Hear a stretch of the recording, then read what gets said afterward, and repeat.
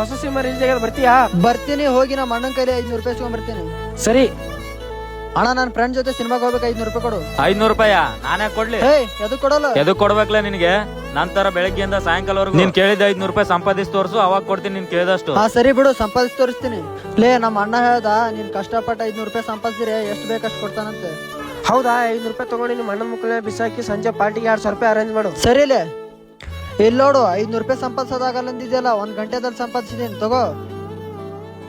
ಏನ್ ಹಂಗ್ ಬಿಸಾಕ್ದೆ? ನಿನ್ ಮುಖ ನೋಡಿದ್ರೆ ಅರ್ಥ ಆಗುತ್ತಲ್ಲ, ಅದು ನೀನ್ ಕಷ್ಟಪಟ್ಟು ಸಂಪಾದಿಸಿದಲ್ಲ ಅಂತ. ಕಷ್ಟಪಟ್ಟು ದುಡ್ಡು ತೋರ್ಸು ಹೋಗು. ಅಣ್ಣ ಇಲ್ಲಿ ನೋಡು, ನೀನ್ ಹೇಳ್ದಂಗೆ ಕಷ್ಟಪಟ್ಟು ದುಡ್ದಿದ್ದೀನಿ ಅಣ್ಣ, ನಿಜವಾಗ್ಲೂ ಹೇಳ್ತಾ ಇದ್ದೀನಿ, ಇದು ಕಷ್ಟಪಟ್ಟು ದುಡ್ದಿರೋ ದುಡ್ಡು ಅಣ್ಣ. ಏನ್ಲೇ ನೋಡ್ಕೊಂಡು ಇಡೋದಾಗಲ್ಲ, ತಗೋ 500 ರೂಪಾಯಿ ತಗೊಂಡೋಗು. ಅಣ್ಣ ನಿಜವಾಗ್ಲೂ ನೀನ್ ಹೇಳ್ದಂಗೆ ದುಡ್ಡು ಸಂಪಾದಿಸೋದು ತುಂಬಾ ಕಷ್ಟ ಅಣ್ಣ, ಆದ್ರೆ ಖರ್ಚು ಮಾಡೋದು ತುಂಬಾ ಸುಲಭ ಅಣ್ಣ. ಇನ್ ಯಾವತ್ತೂ ಖರ್ಚು ಮಾಡಲ್ಲ ಅಣ್ಣ. ವಿಡಿಯೋ ಇಷ್ಟ ಲೈಕ್ ಮಾಡಿ, ಹೇಗಿದೆ ಅಂತ ಕಾಮೆಂಟ್ ಅಲ್ಲಿ ಹೇಳಿ.